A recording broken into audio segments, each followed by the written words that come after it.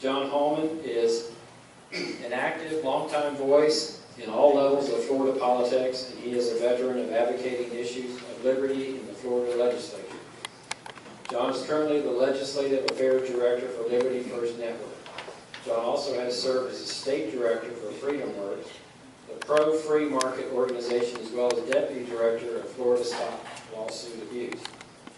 While in Tallahassee, John has represented such groups as Florida Taxpayers Union, Cut Property Taxes Now, the Second Amendment Coalition of Florida, and the Florida Campaign for Liberty. Besides his work in Tallahassee, John also serves on the leadership team of the Liberty Empowerment Institute. John teaches activist training schools, is a frequent guest on radio talk shows, and has written numerous articles promoting the cause of individual liberty. And with that, I'll bring John up.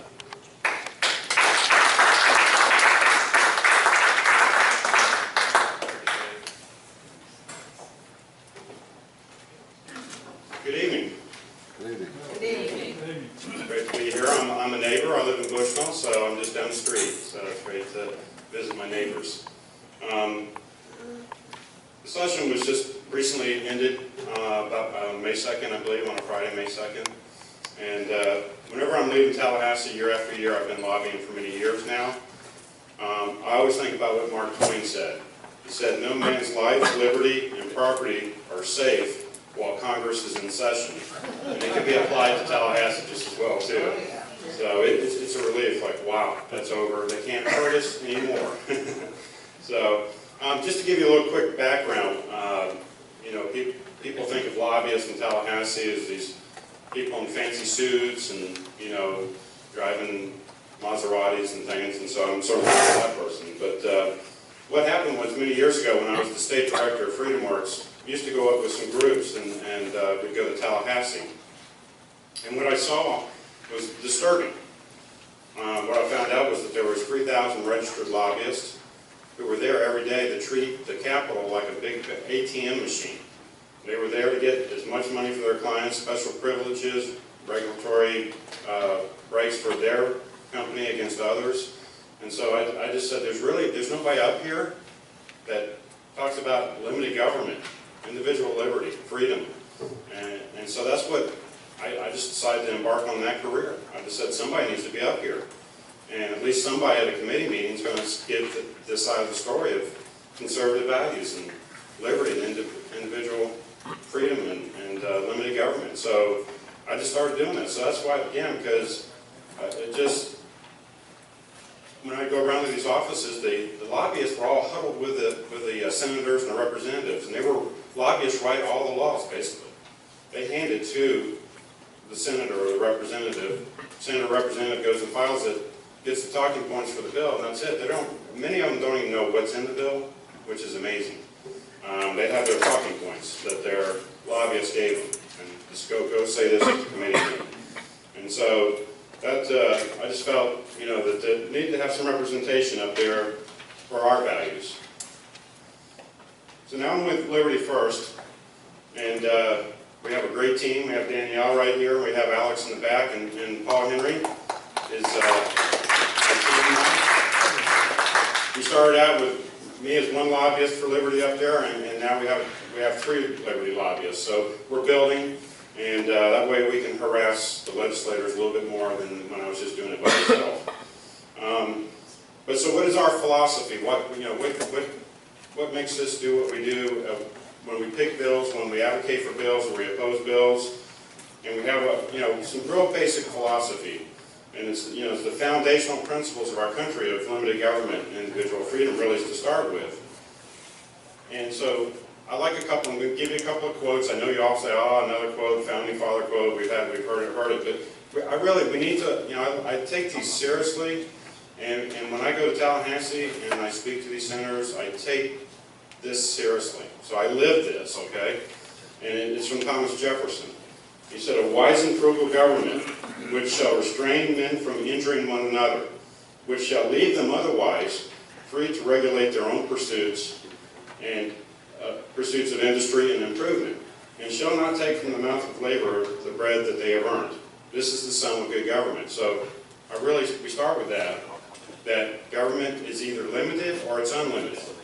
And so we have a strong belief at Liberty First that government is limited, much like Thomas Jefferson said it should be. He also said that the natural progress of things is for liberty to yield and government to gain ground. So as government gets bigger and spends more, our liberty is diminished. And so that's how we look at things. And then my favorite really is probably the simplest one. It's from Ronald Reagan, when he said government is not the solution to our problem, government is the problem. And so those are what we live by. And this is how we decide what bills we're going to advocate, support, and the bills that we're going to oppose. And we live by those principles every day. We're up there. So I just felt it was important that you know where we stand, our philosophy and the way we look at bills. So really what we do is we have what I call a qualifier, whether we're going to oppose or support, and just a few things. Does this bill cut government spending and return every penny to the taxpayers and not shift the savings to some other government program? Does this bill reduce the size of government? Does this bill expand individual liberty? And does this bill protect or violate the U.S. Constitution? Does this bill benefit all citizens equally and not give special privilege to a selected few?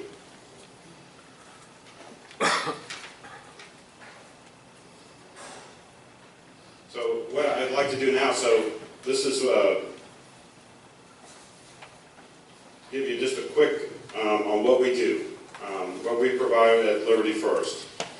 Besides, we have on-the-ground lobbyists representing our values every day during the committee weeks and during the session. But we also research, track, and report all legislation that we can. There's 2,000 bills, so we can't report them all. So we report as many as we can as we move through the legislative process. So you know what the bad bills are and what the good bills are.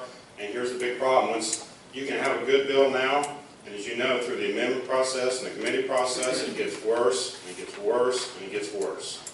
And so we keep you up to date with the amendments. And that's really the biggest part of what we do. The amendment process will drive you crazy because the bill will be up in the committee in the next week, gets put up, online. There's going to be the committee's going to meet on a bill next week, and the day before the bill is going to be heard, you could have a dozen, 18, 20 amendments added to the bill. So that means I've got to sit there, and Danielle and all of us have to sit there and read through each amendment because it's going to affect the bill. We had that with Senator Evers had an open carry bill 3 years ago, where you actually, if you had concealed weapons, you could just carry it.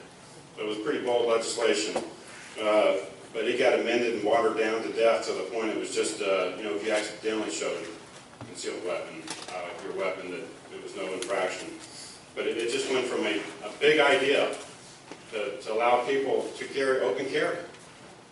To just a slight infraction if not an infraction if you just slightly showed your weapon.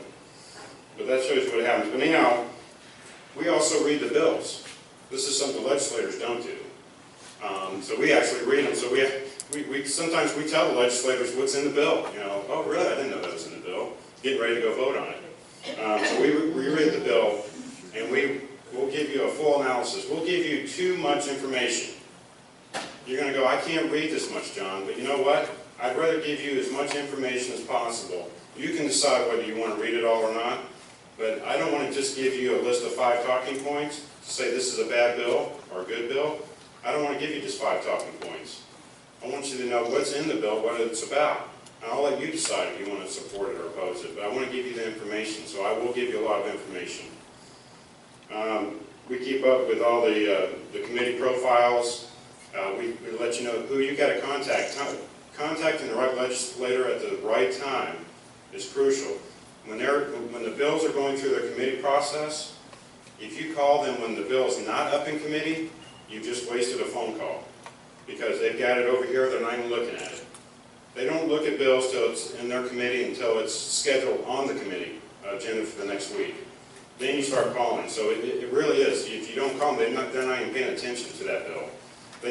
Again, 2,000 bills, they got to go through a lot of bills. So, yes, sir? They actually do 2,000 bills in a 2-month session? Yeah, it was actually a little less. It was 1864. They'll file that many bills between the House and the Senate. That is crazy. And yeah, and only about 200 and I think 264 passed out of that. A little more than 10% will pass. So a whole bunch of bills will die. And there's some reasons why they do that. I won't get into it tonight, but they do file a lot of bills, and so it's a pretty hectic process. Now they do start early.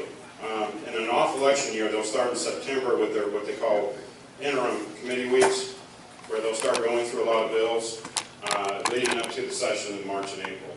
So, but still a lot of bills that they have to go through, and most of them die. Do they have time to read the bills? If they would, do they have the time? No, and that's a problem.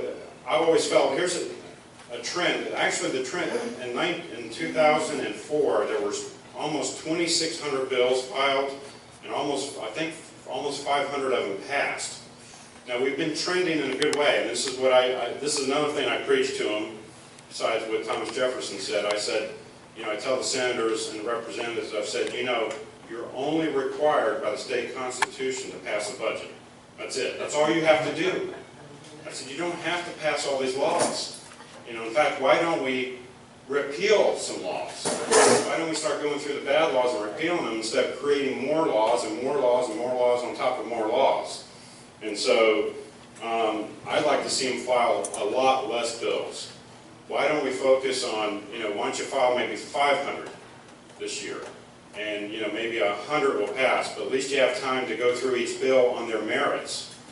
And so this idea of filing, 2,000 bills, which you'll never get through, they're going to die, and they don't get their day in court. So I've always been for. So anyhow, it's trending down. That's a good sign. So, but I'm for filing a lot less bills and focusing on the ones that we do file, so we can have a real debate about them. They rush, as you know, they rush them through like they do in Washington, D.C. Big bills. We got thousands to go through, so let's just rush this through, and it gets to the floor, and they've all agreed to vote on it, and bad bills get passed. So we're there to speak on your behalf, committee meetings, and one of the big things we do is that, again, the amendment process is a constant war. And in fact, what I'll do is, why don't we just take a few minutes and I'll show you a little bit about I'll do this pretty quickly, about the legislative process and kind of what I go through each day. As you can see there, I said the 2,000 bills were filed, typically. Go ahead to the next one. Go to the next one. So, let's skip all that. Yeah, let's go with the qualities of a good bill. Yeah. So when we get a good bill filed, we have a House, you have a House sponsor and a Senate sponsor. You got to have a companion bill on each side to get it to eventually pass. The qualities of good bill sponsor. This is really crucial. I don't want, when I have a bill I'm trying to get filed, like I worked on the Second Amendment Preservation Act this year, to get it filed. I'd rather it not get filed than a bad sponsor file it. I want somebody that's going to be a champion, who's going to fight for the cause, who believes it in their heart, and to get somebody, oh yeah, I'll sponsor it, and they bury it, and they don't even pay attention. So you want somebody that knows the system, knows how the games are played, and so you want a really good bill sponsor. You're wasting your time if you don't. Okay? Good sponsor doesn't guarantee victory, but a bad sponsor will guarantee defeat. As I said that, okay, next. Here's one of the biggest things that we do is when we have a good bill and we got a bill filed with a good sponsor, is they still have a lot of bills. A senator will have 25 bills. Senator Hayes probably had 25 bills filed this year. They're limited in the House to 6, but the Senate's unlimited. So they have a lot of bills. So what I have to do is I become a cheerleader for that bill, and I've got to go work that bill. I've got to go get co-sponsors for that bill. I really do. I almost become an employee of that legislator. I gotta go work their bill, I gotta go get co-sponsors, I gotta make sure everybody's, when it's up in committee, get the information to the other committee members. So I really, become a cheerleader for that bill. Next. So they have, as I said, they have so many other duties during the session that they don't have the time, and that's where I fill that in. Knowing the political landscape is crucial. Knowing who to communicate and when to communicate will get results.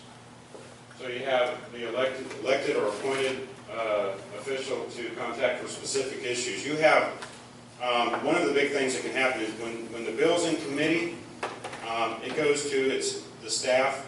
The staff of that committee will do an analysis of the bill, so that when it comes up, each senator will have read the bill, or at least an analysis. They don't have time to read the bill, but they read this analysis that's done by the committee staff. Now, the committee staff can kill a bill. We don't know that. None of us will necessarily know that. All we'll know is that a bill's not moving. Why didn't that bill come up in committee? Well, the staff had a problem, and it could be just one word. It literally could be one word. There's many times I've gone in to meet with staff, so when a bill's not moving, I go to meet with staff. And they'll say, well, this 2 words here, we didn't like that. And I said, that's it? And I go, yeah, that's it. I'll get it, I'll tell the senator to change it. We'll change it and we'll amend it in the next committee. Okay, good to go. So you don't know. But you got to find out who's against your bill. Could be the committee staff, could be the committee chair. Committee chair decides what bills will get up in the next committee. If he or she doesn't like your bill, they ain't getting hurt. If the speaker doesn't like your bill, they ain't getting hurt. If the Senate president doesn't like your bill, it ain't getting hurt. They direct everything with the committee chairs. Senate president, speaker in the House. They decide what bills will get heard and what bills will die. So so we got to know all that. So it's a daily putting out fires. Anybody ever been to Tallahassee, to the Capitol? So have you ever sat there and waited for elevators? So you know what I do? I'm up and down stairs. I lose about 25 pounds every session, so which means I can go out and eat more because I'm going to be running around the Capitol the next day. So, so that's basically, that's just, go ahead, we'll go through a couple more and I'm going to get to the session. So, I talked about timing is everything. When to say, when to make the phone calls, when to contact the right people is crucial. And that's something we'll let you know through our legislative orders, okay? Knowing the players, there again, you got to know who, leadership, speaker, president, majority leader, majority whip, committee chairs. You got to know them all. You got to know where their position is on the bills and everything. So next. So we have to get our bill moving, so that's, again, I've got to go find out why it's not moving, and that you'll be surprised that, the committee chair just, I got to talk to the committee chair and getting it moving, so otherwise it won't move. Next. There, so I talked about that, so next. Typically when I got, we have a good bill or a bad bill that we're opposing, but mainly with a good bill. So if the House, usually the House has been pretty good over the years on moving some good legislation, but we always get bogged down in the Senate. So once they get the bill filed in the House, get the bill filed in the Senate, if I feel that the bill in the House will probably be moving, it seems okay, I'm going to start devoting all my time in the Senate, because that's where everything dies in the Senate, except for the Springs bill. But so anyhow, that utilizing your time. If it's cruising in the House, there's no need for me to be working the House members. I need to be working where it's really difficult. Talked about how bad bills can go bad in the amendment process. So it's tracking amendment after bill after bill. Amendments are adding language, they're deleting language, they're striking and inserting language. Next. Then there's amendments to the amendment. And then there's amendments to the amendment to the amendment. And so when you sit in one of these committee meetings, you get a big cup of coffee because you're going to be hearing about amendment to the amendment, and it just drags on and on. And they go through each amendment. So if there's 20 amendments to a bill, you're going to be there for a long time, and they're going to go through each amendment. So you have to speak, might have to speak on each one. They might all be bad. So I got to get up and speak on each amendment that's bad and try to defeat it. So, you know, you can always get rid of a bad amendment, so that's something that when a bad one's added to one of our good bills, then I'm working to get it off in the next committee. And that, you know, is a lot of work, so. And that's pretty good. Let's go ahead, for time's sake, let's go ahead and let's talk about the session, what happened and what didn't happen.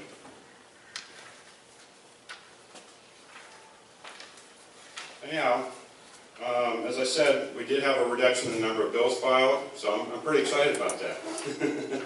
That's one of the good things that happened. But the budget this year, so far, the governor has yet to possibly veto some of the spending items, but it was presented to him as a $77.1 billion budget, which was an increase over last year's $74.2 billion budget.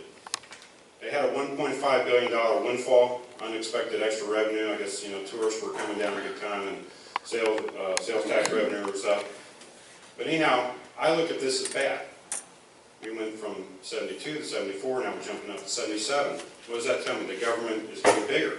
We're spending more, because we certainly went past inflation, so you can't argue inflation to me. So our government got bigger. So we don't like that, right? Back to, don't want government getting bigger, we want government getting smaller. So didn't like that. So it's the biggest amount of money spent is on Medicaid and education. Health and Human Services was 42% of the budget last year, about $24 billion. I'm sorry, about $31 billion, which $24 billion is Medicaid. Education budget last year was 30% of the budget, about $22 billion. About $18 billion went to K through 12. So between those two, you have 72% of the budget spent almost on Medicaid and on education. So anyhow, they had a surplus of $1.5 billion. So they decided they wanted to give us some tax breaks. Be nice to us. We're all for tax cuts. So let's take a look.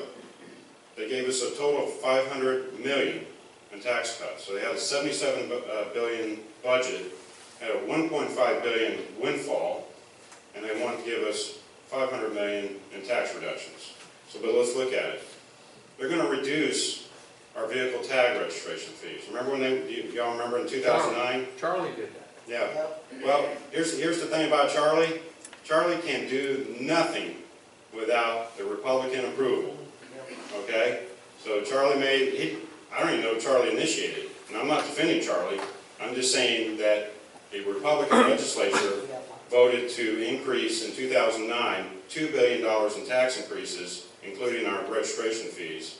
So he signed it. The legislators, Republican legislators, passed it. So they're very generous in giving some of us that back of the increase that they increased on us in 2009. They say that is going to total of $395 million in tax cuts. So that's most of the tax cut is our $25 or $30 reduction in our vehicle tag fee. Now, the rest of it is a back to school sales holiday. They do that every year, so that, you know, for 3 days of the year, you can go buy clothes for your children, which is nice, and get a sales tax break. They now including a hurricane preparedness sales tax holiday. So if you go and get anything like a radio or batteries or anything like that for 3 days of the year, you get a tax break. So if you buy everything on that 3 days, if you buy your children's clothes on those 3 days, you'll get a slight tax break. You get a sales tax holiday for energy efficient products. So if you buy an energy efficient refrigerator, washer and dryer for 3 days, you'll get a tax break. If you're in a position to buy appliances on those 3 days of a 365-day year, you're in luck. Car seats and booster seats created a permanent sales tax. So if you have children and you need a booster seat, you get a tax break. If your children wears a bicycle helmet, you'll get a tax break. And that's it for the tax breaks. So we, you know, very generous, big tax breaks. Remember I was talking about, do they cut government spending, and do they give it to everybody? I mean, these targeted tax cuts are nice for those who are the recipient, but if you don't have a child with that needs a bicycle helmet, and if you don't need a washer and dryer, you didn't get much out of this. So I'm sorry, I'm not real impressed with the budget. I'm not real impressed with the tax cuts. They can do better than that. And I'm going to get to some bills real quick here, but I like to tell you a few things. They say the darndest things. Politicians say the darndest things.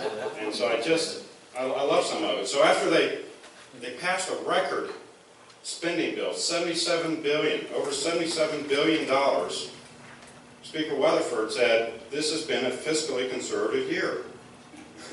So, okay, great, wow.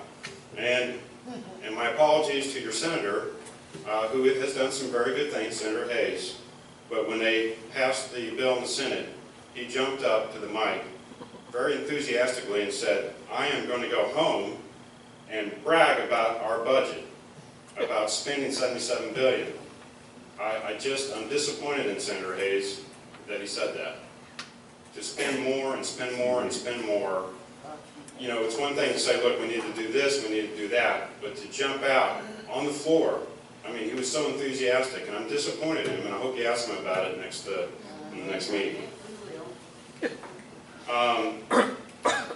And Representative Lane Schwartz, a Democrat, she said, obviously I'm expecting this. We're moving in the right direction, spending more. She said there's more money around, but there's a problem with priorities. So she, of course, wanted to spend more. But one of my favorite ones was did y'all follow the microbrewery bill about regulating the microbreweries? Yeah. A little bit. I'm sorry? A little bit. Okay, anyhow, The small containers. they had a bill that was going to regulate the small breweries. They got an exemption many years ago along with Anheuser-Busch that if they produce beer, and she's going to tell it better than I can, Danielle, but if you produce beer on site, a microbrewery, you know, they call them craft breweries now, and you sold it on site, you know, you were exempt. So from having to go through a distributor, okay, so typically beer manufacturers give it to the distributor goes out and sells it. So they decided that this was not good. So the big beer distributor said, this isn't fair. We sell our beer to a distributor who then goes out and sells their beer. So they wanted to include the small businesses, the small craft breweries, that they would be under the same regulation that these big major beer companies, which they're selling their beer all over the country. They need a distributor. It makes sense to have a distributor. But these little companies, they shouldn't have to have a distributor. But anyhow, they had a big war about this. Senator Kelly Stargell had a bill to squash them. And so as the small businessmen, small craft breweries were complaining, she said, listen, I'm doing what's best for them. She says, I know they don't believe it, and I'm sorry. I know my kids don't always believe me when I tell them I'm doing something that's best for them. So what they need to know is that I know best, just like my kids need to know that I know best. Okay? So that can say nanny state. You know. So I thought that was the most incredible thing I heard all session. And on that same subject, they asked Senator Don Gates, you know, where was he on this? His answer was, well, Lewis Fair is a major distributor in my district, so I do whatever Lewis Fair tells me. And he's a big donor. So I thought that's how you decide. You support bills. It's like, who's the biggest donor? So, you know, they say the darndest things. This is another one. Representative Ray Hallman, we were talking about the red light camera issue, and he was talking about, excuse me, Jeff Brandes in Senate, who's been fighting to get rid of red light cameras for years now. And so Senator Ray Hallman said, you know what, I like Jeff, but we don't need crusaders here in Tallahassee. And I said, really? You mean like those crusaders like Thomas Jefferson and John Adams, George Washington? You mean crusaders like that, sir? I mean, I think we need more crusaders serving in office in Tallahassee, not less. Amen. So, always like, again, I'm going to give you another quote, another favorite of mine is Barry Goldwater. He said, I would remind you that extremism in the defense of liberty is no vice. And he said, let me remind you also that moderation in the pursuit of justice is no virtue. And I love that, and that's what I wanted to say to that guy. Also, too, when they passed that, they asked President Don Gates, they said, in 2009 you voted for that tag fee increase and $2 billion tax and fee increase. He said, look, we had to keep the lights on up here. And I said, so while in 2009 when we were all struggling with economic collapse, and you were worried about keeping the lights on in Tallahassee, and that's why we had to pay $2 billion extra in taxes? No, not good. Then, this is the funny one. Something about Common Core. Y'all know Randy that's been working on the Common Osborne? Core? Randy Osborne? Yeah, he's been here. Randy's been, he's doing a great job. And last year, I went to see Marlene O'Toole. Y'all familiar with Representative O'Toole? She's on the Education Committee chair. And so we were talking to her about Common Core, and we said, Representative, have you all done a cost estimate? I think somebody mentioned that earlier. Cost estimate of what it's going to cost to do Common Core and the testing and everything that's involved with it. And she said, and Randy will tell you, she said, we have to pass it first before we can find out what it costs. I swear to God. And it took me aback, and she got so mad at me, but when she said that, I said, oh, that sounds like Nancy Pelosi. Oh, she didn't like that. She got mad at me. But I just thought, well, you said it. And then one last one. Keith Perry, Representative Keith Perry, up in Gainesville, filed a bill to lengthen the term limits. We have term limits in Tallahassee, 8 years in the House and 8 years in the Senate. He wanted to extend those to 12 years, 12 in the Senate, 12 in the House. And his reason was, he said, because of the magnitude and the complexity of state government, they need more than 8 years just to figure all this out. And I said, I think you have a bigger problem than term limits. If the state government is so complicated that the magnitude and complexity is that it takes more than 8 years to figure it out. If I got a job interview with Donald Trump, and I said, Mr. Trump, thanks for the job, but by the way, it's going to take me 8 years to figure out what you're doing here. What's he going to say? You're fired. Okay? So we got, so anyhow, that's my, so far my little darndest things. They say the darndest things. So let's talk about some of the bills here in the last few minutes, and then we'll take some questions. But on the Common Core issue, they basically did nothing. They did pass 2 or 3 bills that had maybe something decent about it, but they basically did not address it. First of all, the Common Core standards are still Common Core standards. What it is, they changed, well, they actually didn't change the name.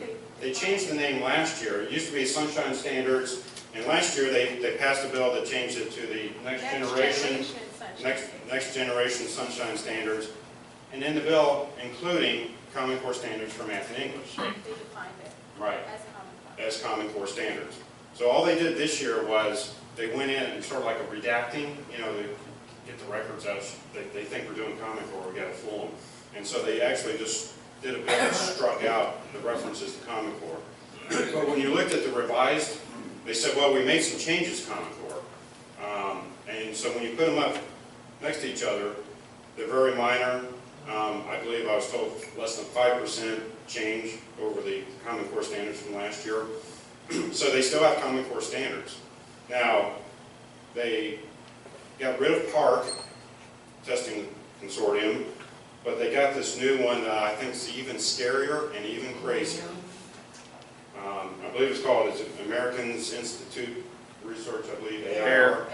I don't know if y'all have heard much about this, but they're a pretty scary outfit. They're very big in psychological profiling, really loving the databases. We're going to talk about that in a second. So nothing really changed. We still have Common Core standards for math and English going into effect 2014-2015. Nothing changed. Despite all of our outcries and all your phone calls, they decided to move forward with it. But they tried to fool us. to be honest. So they passed a bill. Senator Hayes had a bill called SB 188, Student Data Privacy. Now, with Common Core, now there's always been a database, all right, so students' information, you know, their name and their address and their grades and how they're progressing and how they're, you know, doing better or worse in each of the subjects. But they, with Common Core, when they signed on to Common Core a few years ago, part of the deal with the federal government and the Race to the Top funds is that they have what's called a longitudinal database. It's a massive database, over 400 fields of information on each student. And it, at the time, included your parents' political affiliation, their voting records, what church they go, what's their religion, and they wanted all this stuff. It was crazy. And so they decided, well, we all called about this. We talked about it over the last year, and so they said, we'll do something about it. They said, we will pass a bill, which they did, that says that all the information contained in the database would be private, except where authorized by FERPA. Now, FERPA is a federal law that was passed called the Family Educational Rights and Privacy Act. This is supposed to keep your students, your children's database information safe. But they said, this will not be shared with anybody, except, and not limited to, I love that, except and not limited to. And they're going to give you a list of things that they can share your students' information. Not limited to, except, we will not share your children's information, except, and not limited to, two things, a contractor, consultant, or other party to whom an agency has outsourced institutional services or functions. So anybody that calls. Right. So anybody that says, you know, we're going to do an analysis on your school or, you know, anything like that. Organizations conducting studies for or on behalf of school districts, colleges, and universities. Again, as you said, pretty much anybody who says they're going to do anything with analysis of education will get this database. So this bill passed. They said, we addressed your concerns. We heard your concerns about the intrusive database, and we did something about it. So what about the 400 plus fields in this database? They said, okay. They took the three. Now, we made a mistake. We complained about the three worst out of 400 and something, and they took the three out. We complained about the political affiliation. We complained about the voting history of our parents. And we complained about the religious affiliation. Now, that was just three. We gave them examples. I'm sorry, those were examples. I gave you a list of 400. And they took the three out that we complained the most about, so that was great. Now, one decent thing, I'm sorry, go ahead. Who took them out? The national database? I mean, whoever's creating the 400 fields took out 3 of them? Or the state of Florida? The Florida law. See, when they signed on a Race to the Top, they agreed to have this longitudinal database, 400 plus fields. And so that was the agreement, memo of understanding they had with the federal government to accept Race to the Top funds. Was that actually separate, interesting enough, from Common Core. So you had to have a college and career-ready curriculum, and you had to have a longitudinal database, and it was not that you had to have both. I mean, if you wanted to win the money for the Race to the Top, you had to have both. Now, what's interesting is that when I asked them, I said, well, what qualifies as a college and career-ready curriculum? Standards. Common Core. Common Core. I said, is there anything else? Well, no, we just know the Common Core is. So, you know, I said, well, I could write a set of standards. And I said, would that be all right? I think it'd be college and career ready. That's what I think. I'll do it. You know, but it wouldn't be. But anyhow, so yeah, it was this new law passed so that they can't have on the database political affiliation, voting history, and religious affiliation, but still have this massive database of 400 plus fields of all kinds of other information that can be shared with anybody. And so I wasn't real excited about that bill, obviously. And then they passed a bill. I'm sorry, Alan Hayes had the bill with the instructional material. Y'all familiar with that? Said that the county school districts, local school districts would be in charge of picking instructional material, books, for the students. Now, Last year, they passed a bill already that said the local school districts could pick their own curriculum or pick their own instructional material, except that it had to be tied to Common Core. So even they had this bill passed, now they took that out. See, the state makes its recommendations of Common Core standard books, okay? The county can pick them, any ones that they want, but they have to pick ones that are certified, Common Core. So even if this bill passed in its original language, they still would be narrowed down to what books they could pick. It's not like they could pick any book. Is the, there's a nonprofit organization that's apparently in charge of this, Achieve Inc. Mm-hmm. Okay, are they the ones who are certifying textbooks as being Common Core? If it's not Achieve Inc., who's sitting in judgment before it gets to the states, for the states to filter, to send on to the counties to filter? Yeah, I mean, as far as I know, that it comes from Achieve, that they have, along with the National Governors Association and the county, the School Superintendent National Association, whatever it is, CC. Council of Chief State School Officers? They three are the ones that made Common Core, basically, and they're the ones that have a list of recommended books. And my niece is a school teacher over in Citrus County, elementary school teacher, and she said, we are going to pick the recommended Common Core books. She said, you know why?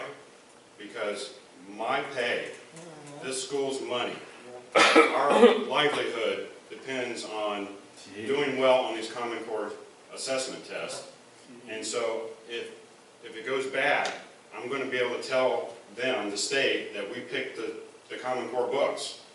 And so, so she said out of fear of money, and her school administrator said, look, if we don't do Common Core, if we don't do it like this, we're going to lose money. You're going to lose your job. And so it's all tied to money from the state, from the federal government, race to stop, and waivers from No Child Left Behind. So they're dangling the carrots up there in federal government. They're saying, look, it's voluntary.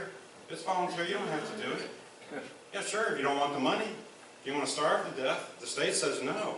The state never wants to turn down money from the federal government, whether it's Common Core or transportation dollars and anything else. A third of Florida's budget comes from the federal government, which is our money.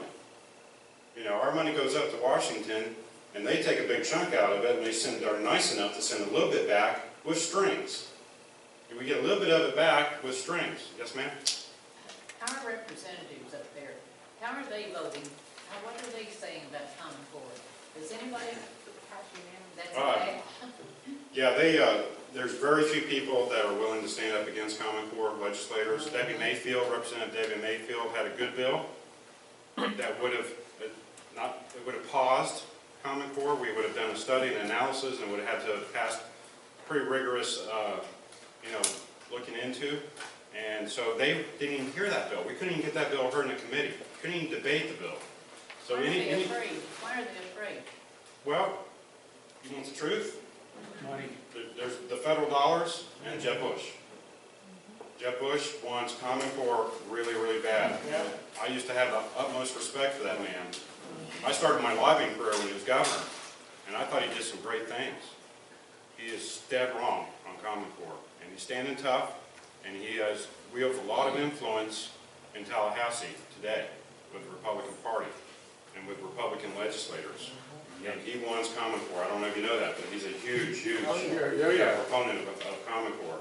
And immigration. And immigration. So he's That's why I'm not voting for him. so he wields influence.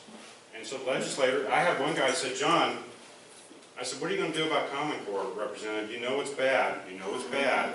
He put his head down. He says, I know, but we talked to leadership, and they said we can't embarrass Jeb. I said, that's how you make decisions up here?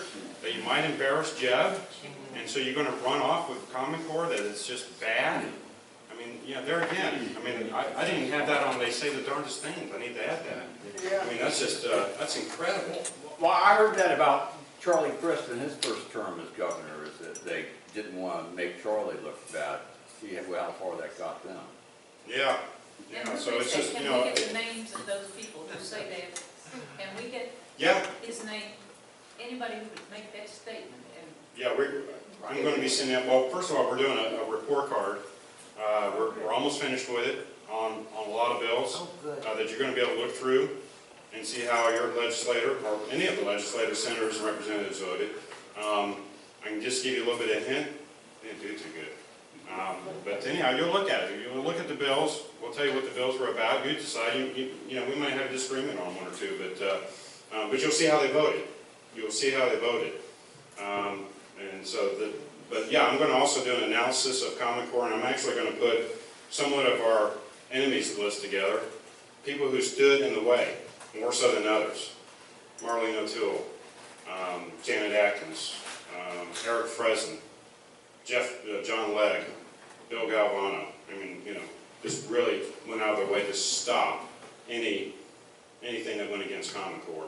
So yes, you will know that. Can I, before you get off track on other legislative topics, I sense from talking to other people who have investigated Common Core, who have children in school, are deeply concerned about it, and it will make a substantial impact on their gubernatorial vote. Scott's going to be in a tight race with Chris, and that may be a good thing, because the Common Core needs to be addressed. To me, what needs to be done is a special session on Common Core called by the governor saying we need to rethink this given the reservations that the parents have. Right. Because ultimately, we are responsible, notwithstanding state compulsory education. It is a local matter, and even more fundamentally, it is a parental matter. Yeah, absolutely. And I tell you what, and I talked to a lot of Republican insiders in Tallahassee, and they said that Rick Scott's probably going to lose, and he's going to lose on that. Absolutely. He's going to lose on Common Core. That's what's going to cost him the election. So if he fails to address it over the next few months before the election, like you said, either with a special session or an executive order, then more than likely he's losing. And it's going to be because of Common Core. I know many Republicans have said they are not voting for him. They don't care that this picture that the RPOF is putting up with Charlie Crist is not good enough for him. Why should I vote for Rick Scott? And they show a picture of Charlie Crist. Well, you know, he should have done something about Common Core. He shouldn't have backed Medicaid expansion. You know, he shouldn't support some of the high-speed rail projects that are coming on. So, you know, when he gets hurt in the election, he brought it on himself. It's not because a lot of Republicans are saying I'm not voting for him. It's not going to be their fault. They'll be blamed. But it's because he failed to take the principled stance that we all voted for him in 2010 that he said he would take. And he's failed to take. So, you know, that's what's going to happen. But yeah, Common Core is going to be his destruction. I have a question. Maybe you can help. In looking at this, it looks like he's in kind of a pickle. I'm not trying to defend Scott. But if Scott feels like he needs Jeb's support, how can he attack Common Core? That's what appears to me to be the paradox here. I haven't found a solution myself. I don't know if you have any suggestions on how we deal with that. Jeb Bush is out of office. Who gives a shit? He wields Still the power. influence. Well. Scott feels he needs it. I can tell you what their plan is. I mean, the talking points are because they passed the legislation that removed all the references to Common Core, he's just going to go out and tell you that it's not Common Core. And he did it in Collier County, went out to a group of protesters that were protesting outside of Rick Scott fundraiser in Collier County, and they were protesting Common Core. And he said, oh no, we don't have Common Core, we have our standards. And when someone said, but you signed that our standards are defined as Common Core, he said, no, our standards, it's not Common Core. And that's how he's doing it. He's outright saying it's just not happening, even though if you look at the legislation it is. And that is their plan. The RPOF's plan is just deny that it's the standards. They've taken out all the references to Common Core and just sell it as it's Florida standards. You said RPOF. Say that again about what RPOF. Yeah, the RPOF puts out talking points on Governor Scott every month. And that is what's the change this month was that's what everyone is told to say that. It's not Common Core standards, it's our standards, it's Florida standards, without saying that Florida standards were defined as Common Core. Well, I hear what you're saying, and I'm not disagreeing with you. I'm trying to reconcile the fact that I know that more than one of the county Republican executive committees passed fairly strongly worded resolutions against it, and that at the state level, the Florida Republican Party adopted a measure against it. Right. So what you're telling me now is that the political operatives being charged with spinning Scott's record are departing from the resolutions that have been passed by the counties and adopted by the state? They departed when they passed it. Well, first of all, Wendy Curry has been removed as the chair. There's a reason. Again, I've talked to several Republican insiders. He was removed because he failed to stop that resolution. As the chair, he was expected to stop it. And so Jeb Bush and Rick Scott said, you're out. Now, the lady that they're getting ready to bring in is a huge, huge Common Core supporter, very vocal. Who is this? I don't have her name. Again, Randy was actually telling me about her. He said she's a huge, vocal, almost mean about it. Anybody who says anything against Common Core, she, yells them down. So that's who's coming in, and Lyndon Curry's out because he didn't do enough to stop that resolution that was done. So, but anyhow, it does need to be addressed, and Rick Scott does need to address it, or he's finished. Well, how do we get his ear? I mean, you're up there. To me, it's a make or break for him. Really if he breaks the right way on Common Core, it will cure a lot of his ills and give him a chance to get I just started. don't think he's willing to, again with it, I don't want to embarrass Jeb. Jeb's going to support my campaign. It really is. Well, you should turn to Jeff and say, I'm the governor. You support me. He absolutely should. If you want a chance in 16, you need a Republican governor. You Yeah, don't exactly. shit on me now, and I won't shit on you later. But Jeb has put his life into this, and he's going to do what it takes to stop. I mean that in a nice way, don't you? Yeah. Okay. Yeah. Let's wrap this up, and I'm sorry, I apologize for that. Sir, I have one sure. question. Okay, Charlie Crist was governor and a Republican. He changed it to the independents. Now he's running for the Democrat, right? Right. And are we good if he wins and then the Democrat governor going to be better for the Florida? Here's the thing, and I mentioned this before. As long as the Republicans control the House and the Senate, which I expect them to after the election, no matter what happens with Charlie and Rick Scott, Charlie got nothing done. Let me tell you, in 4 years. I know, He but got nothing done, but what I'm saying, with the bad things, he got Republican support for. So now I think as a Democrat, they're going to be less inclined to support him. So I don't think the damage that Charlie Crist could do, they're powerless. Oh, he's got a veto pen. He'll point That's it. judges. how can you trust somebody, Republican, Independents, Democrats, and flipping over all over, and but same things in federal. Are you talking about Rick Scott or Charlie Crist? Charlie. Charlie.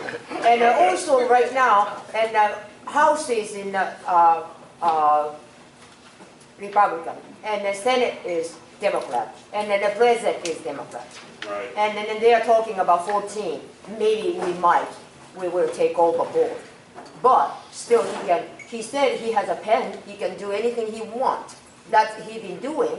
So are we better? And the governor is Charlie, and now it's Democrat? Don't know. Hanging and poisoning. Don't know. I don't know, to be honest. I mean, it's not been a pretty 4 years.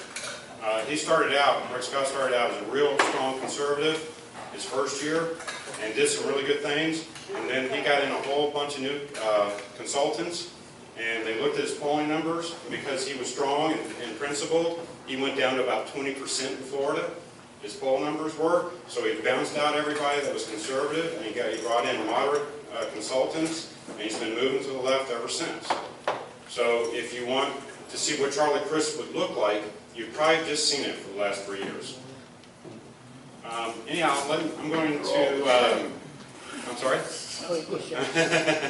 Sorry, I've been doing this too long and getting a little bit short-tempered sometimes after 12 years of being listening to these legislators. But anyhow, I'm going to let Danielle finish up with a little bit about Liberty First, how you can get involved, and then I'm going to probably let you guys go home. So thank you very much.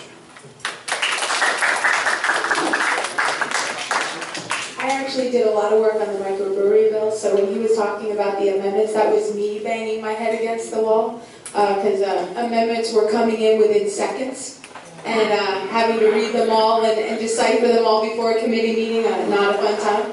But we got through it. I think anyone who's on our email list saw an email from me probably once an hour for several days, because I was following the microbrewery bill and amendments and changes were coming up, but we ended up defeating it. It ended up dying in messages from the Senate to the House, so microbreweries are safe for another year. But Thomas Pepin, one of the largest distributors in the state of Florida, is already saying, well, we're going to just try again next year.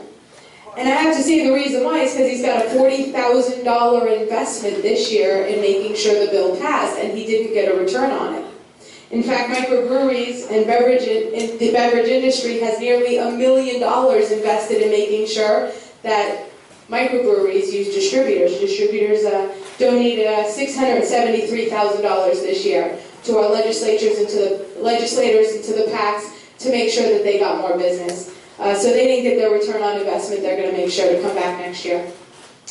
And that's what I want to talk to you about, because there's a lot of people that want a return on their investment when they're buying politicians. Last year, we know the gambling industry donated over $1 million to the Republican legislature to make sure sweepstakes cafes were banned, and we lost 14,000 jobs just last year in just one industry.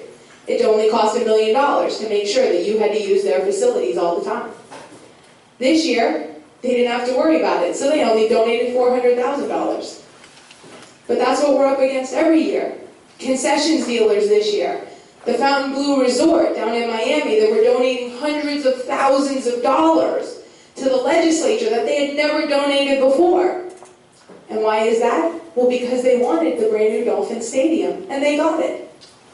Because the big business is always getting a return on investment. It's why you still have red light cameras. Because American Traffic Solutions donated $292,000 this year to make sure they stayed.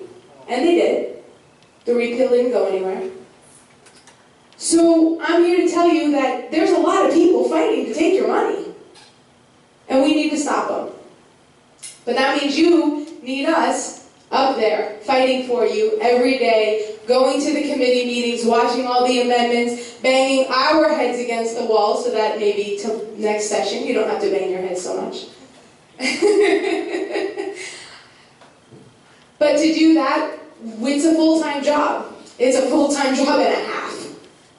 So we have a budget that we just put out for the 2015 session, and our budget is $175,000. I don't expect this room to pony it up, but if you could, I'd take the check.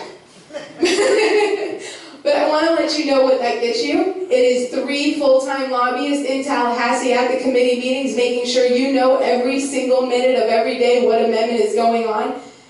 Yeah, you're going to get sick of us.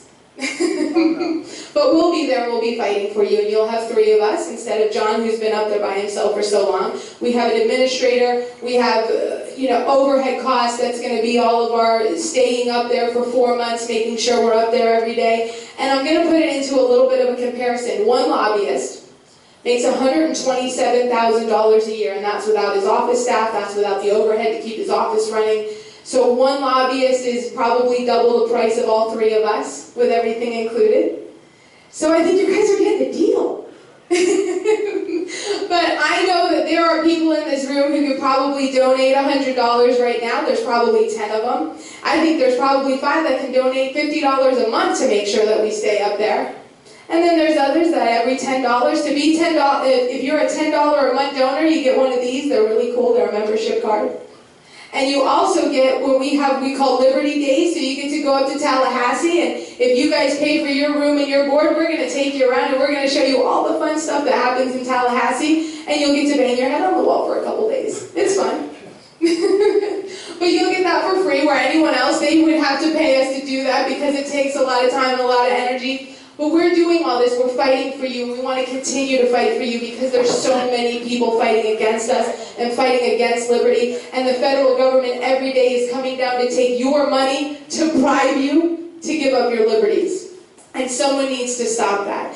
So I'm here to just tell you this is what we do. John has gone through an amazing your review of what's happened and answered all your questions, and we'll definitely do that. But I want to just implore on you that we want to keep fighting for you. We need to do this together. We will get you all the information you need so that when you talk to your senator, you can say, well, actually, Senator, on line 8, I actually see that Next Generation Sunshine State Standards are defined as Common Core. So you can change the name, but you haven't fooled me. So we want to keep doing that for you. So I'm going to let you guys go home because I see them packing up. But it's been so wonderful to meet you. Do you have a question? Go ahead. What is Real ID? Real ID, oh, that's a fun one. The Real ID Act is, you know, if you had to renew your driver's license anytime within the last few years, you had to give them your birth certificate, your original social security card. If you've been married, there's a marriage license, a divorce decree, a myriad of information that they've now scanned into the Department of Homeland Security database. And then they've taken a photograph of your face so that when they turn on the system, they can pinpoint you anywhere within the state within 0.02 seconds. I love being followed, it's fun. But that's what Real ID Act is. That's all the changes that they've made, that you have to go in and do that. That was with the Real ID Act. That's a federal act that was done in 2005 and enacted here in Florida. Every state can opt out of it. You don't have to do it, but Florida did. They took the money, so they opted into it. So I will let you guys go. If you have any questions, we'll be in the back. And definitely, become a member because that's how we fight for you.